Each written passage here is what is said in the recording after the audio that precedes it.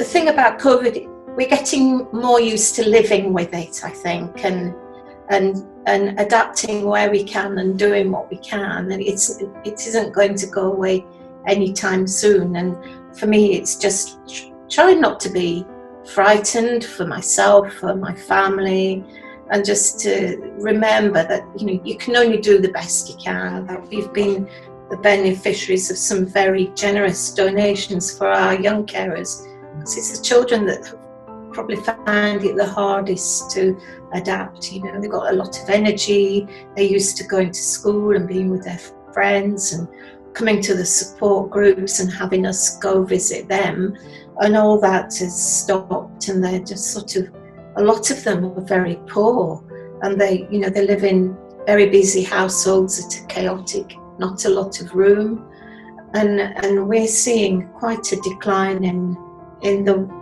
I wouldn't say the mental health, but I suppose in a way it is, but the well-being of the children that we're supporting. As an organisation, it's been a roller coaster ride. Of course, the everyday business of fundraising, keeping the service going, has to continue. Without doing that, the charity would cease to exist. So my daily task, apart from making sure that everybody's safe, doing what they need to do, monitoring the referrals that are coming in, because we have had an increase of referrals, kind of that have matched, the referrals have gone up, and our ability to go out and be a physical presence has gone down. So we are doing much more of this sort of thing, the Zoom, we telephone far more frequently because we can't do the one-to-one visits. We're offering people virtual groups. We're doing all sorts of things to try and keep us sending out little newsletters, quiz packs and things like that. And I think other people are probably doing similar things. So if they're getting a supply of those things, they are occupied. And then in amongst all that, we're raising money, trying to keep everything running. We have one person working in the office 4 days a week. Another person comes in 2 half days a week. And then everybody else is working from home. So, we have been fortunate. We've had a number of donations that I mentioned to you earlier, and those have been great, because what they've allowed us to do is pay for those information packs. We've put together care packages. So in those packages, we've been able to include a sanitizer, toiletries, sanitary stuff for girls, a voucher for people to get their hair cut once the shop's open again. And books, we've been donated a load of books and things like that. So we were able to give one of those packs to every child that we support. So that's nearly 200 children. And then we haven't been able to do the same with adults, but what we've been doing there is funding food shops where people have expired the use of their food vouchers, so they've had more than 3 for the food bank, or we've had permission from one funding body that gave us emergency fund through COVID to pay a bill for a family who, it's a young family, so 3 children and stepdad. He has very serious mental health problems, and in the middle of all this, mum, who was only 35, died suddenly. She didn't die from COVID, although she had a COVID diagnosis, but that kicked off other complications with her health, and sadly she passed away recently. And she hadn't left parental responsibility to anybody, so the 3 children were, you can imagine what that does.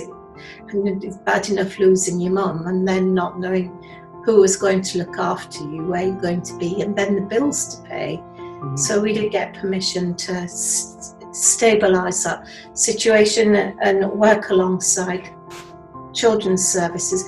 The thing was, with those 3 children, they didn't want to work with children's services because they were so frightened that they were going to scoop them up and take them somewhere that they would be split up and all that sort of thing, naturally, that they would be thinking about. So we've been very busy with that particular family, and then we've adults who are bereaved, and actually we've had 3 carers pass away in the last month. So it's been a bit of a torrid time as a charity, really, thinking when we're not really a bereavement service in the sense that maybe Cruise or Tapping House have bereavement counsellors, but each of the team have undertaken bereavement training fortuitously just at the beginning of the year. So we've been in a position to use those skills. I don't think when everybody did that training we were thinking that we'd be locking it down quite as soon, but it's been interesting. We're quietly confident. We can't be 100% confident because everything hinges on our ability to draw down funds, grants and so on. It costs us about £250,000 a year to run charity, and in terms of salaries, they're not massive. Everybody doesn't get paid. We're not a fat cat charity, as you can see, but the money goes in supporting of the people, but we have core costs, so we have to pay our rent, our phone, mobile phones, all the utilities, and the things that go together with supporting somebody. So we haven't had any travel costs this last few months, but we've invested in PPE and all that sort of stuff. So, you save in one, you spend it somewhere else. So on the whole, yes, I think if we can draw the funding down, we will be good. And if we don't, we're probably good for 12 months. So we have that time to draw the money down, unless something awful happens, and the trustees say, well, this isn't looking good, and we need to draw redundancies, and if we need to draw redundancies down, then probably the life of the service might be closer to 6 or 7 months. I know with conversations with the grants officers that for them charitable giving has gone down in the same way as it has for us, and so they have less money to divvy up. Excuse me. So they're looking at how they are changing, and I suppose in my job, I always have one eye on what they're doing, because whilst I've got to draw money down for the charity in relation to what we do, I've got to keep an eye on what they will fund, and therefore what we need to adapt to be eligible, at least with a fair chance of being successful. If we continue as we are, then we may close the doors on some of the things that we would have traditionally been eligible for. So all the time the service is adapting. And even this morning I was reading a report from the King's Fund about the second wave of coronavirus, not if it comes, but when it comes, and what we as a charity, how that will affect us, because in some respects they're anticipating it may be worse. I can't imagine it being any worse than it has been, and that, to be honest, it scares me a little bit for the well-being of the team.